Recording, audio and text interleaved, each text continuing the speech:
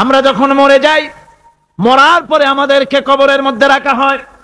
কবরের ভিতরে রেখে আমাদেরকে বলা হয়, যারা কবরে রাখে তারা বলে, মৃত্যু ব্যক্তিকে কবরে রাখার সময় বলে, বিসমিল্লাহি আলা মিল্লাতি রাসূলিল্লাহ, আল্লাহর নামে রাসূলের দলে উঠাই দিয়ে গেলাম।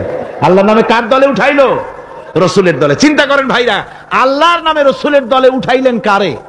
কারে উঠালেন? এই লোকটি তার যৌবনকালে যত মিছিল করেছে, ধর্মনিরপেক্ষতাবাদের পক্ষে মিছিল করেছে, পুঁজিবাদের পক্ষে মিছিল করেছে, সমাজতন্ত্রের পক্ষে মিছিল করেছে, স্লোগান দিয়েছে, দেওয়ালে লিখেছে, বক্তৃতা করেছে, ভোট দিয়েছে, বই লিখেছে, জীবনে যা কিছু করেছে সব করেছে মানুষের তৈরি করা মতবাদের জন্য।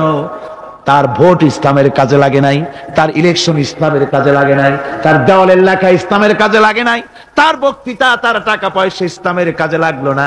মরে গেছে, পরে মরা মানুষটারে উঠাইয়া বললা রাসূলুল্লাহর দলে উঠাইয়া দিলাম। এখন বলো রাসূলুল্লাহ কেন তোমার মতো মরা লাশটাকে তিনি গ্রহণ করতে যাবেন? তোমার জীবনের কোন কাজই তো ইসলামের জন্য কাজে লাগলো না। তোমার জীবনের একটা দীর্ঘ তো ইসলামের কাজে লাগে নাই। মরছো, তারপরে তোমার মরা লাশ রাসূলুল্লাহ বহন করতে যাবেন কেন? কি দায় টাকা পড়ছে তা? সুতরাং আমি বলতে চাই, আজকের মাহফিলে যত জনতা উপস্থিত হয়েছেন, জান এবং মাল সবকিছু দিয়ে লড়াই করতে হবে আল্লাহর রাস্তায়।